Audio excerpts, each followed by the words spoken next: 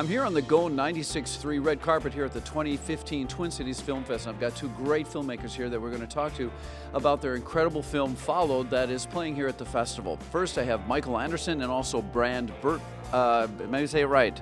Birtwhistle, I've got it. Brand Birtwhistle, kind of like a tongue twister, but here we are to talk about their film Followed. Because Mr. Anderson is a hometown boy, I'm going to start with him. All right, first, give us a little of the background of the Minnesota stuff. Where are you connected? Where are you from? Yeah, so I'm from Shoreview, Minnesota, and I spent 23 years of my life there. And then after that, I went to grad school in Los Angeles.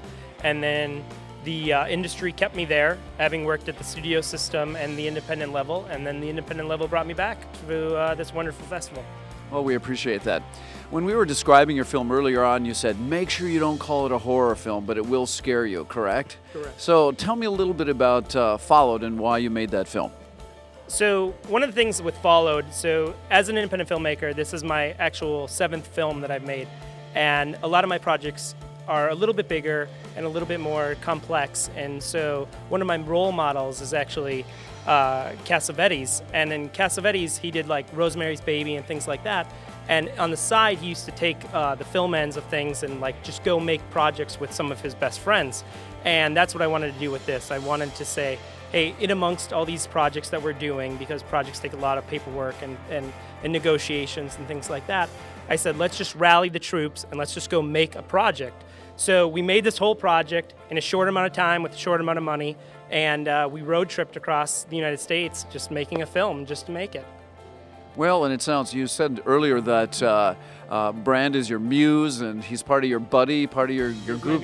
He's your muse. Well, I want to hear a little bit from him about what it's like to put together a film that's really across country, you know? Yeah, it was very exciting, and it was a lot of fun because we did it, like you were saying, this was something that we just wanted to do. So we got a great group of people, we had a great cast, and we got to travel across the United States making a movie. So, you know, we've got the Rocky Mountains and the Grand Canyon and in Chicago and Vegas and Death Valley. And it was really cool getting to see the U.S. as we were doing this. And and we did it on a shoestring budget. And, you know, you see a lot of great shoestring films that are done with 2 actors in one house. Well, we took 3 actors and drove cross country, and so it feels a lot bigger than it is, which has been a lot of fun to make. Yeah. But a cast of 3 is still not tremendously big. I mean, there were other supporting characters as well, but a cast of 3 isn't big. So minimize the locations. Smaller cast does help with the budgeting, correct? I'll tell you a funny story about that, actually. So again, like Brand was saying, one of the things that we're really proud of is that it truly is this venture, and a couple of my other films have really focused on the small locations, more contained locations, and working in the creativity of this, where we said, let's make the creativity the entire United States of America and really expand it from this thing. But one of the things is we were in Aspen, and we were filming in Aspen, and I was like, we need a hotel receptionist, and Brand's like, okay, I'll talk to the midnight hotel receptionist. And so he goes, hey, we're making a movie at your hotel. We already got permission. Can we interview you? Can we come up to you and interact with you? That's how we found a lot of our actors. And so we finish the scene, and she's phenomenal. And we're like, holy crap, this SAG actress, that's the punchline. Oh, well, I just ruined it. Yeah, the punchline is, so we finish it, and she goes, okay, should I call my agent or not? And we're like, whoa, you're an Aspen and a midnight like person. She's like, I'm a SAG actor, and we're like, and here's the official fee. So we had to write an actual check, had to have her sign all this stuff because she like surprised us, and she was like, so it was very serendipitous that we actually got a really talented individual, just circumstantial that she happened to be working there, and she her dad like lived in LA, and so she always acted and then lived in New York. Yeah, you can't fake some of what we got. I mean, just traveling across country and interacting with some of these people is such real United States. I think that's something that's unique about the film, you know. Did everybody get along as you kind of did this road trip? I mean, making a film is tense sometimes the way it is, much less add travel and So equipment. I'll tell you another little quip. And don't give him the punchline. Yeah, seriously. leave it to the producer to always say like shrink up the story. But one of the things is while we were casting, we looked at a lot of talent, and as we were examining talent and just interacting with actors, one of the things we did realize, and you have to do, you can be a little bit like and say like, oh, we just want the best and the best and the best. But seriously, when you're in a small car over the course of 8 days, that's how long it took, 8 days, just filming and being with these people constantly, we also said like, how is their personality outside? So we had like a scout outside watching how they were they snooty, were they not snooty, were they whatever. So, you know, as I cast a lot of actors throughout the time, I've learned on a commercial, I don't care.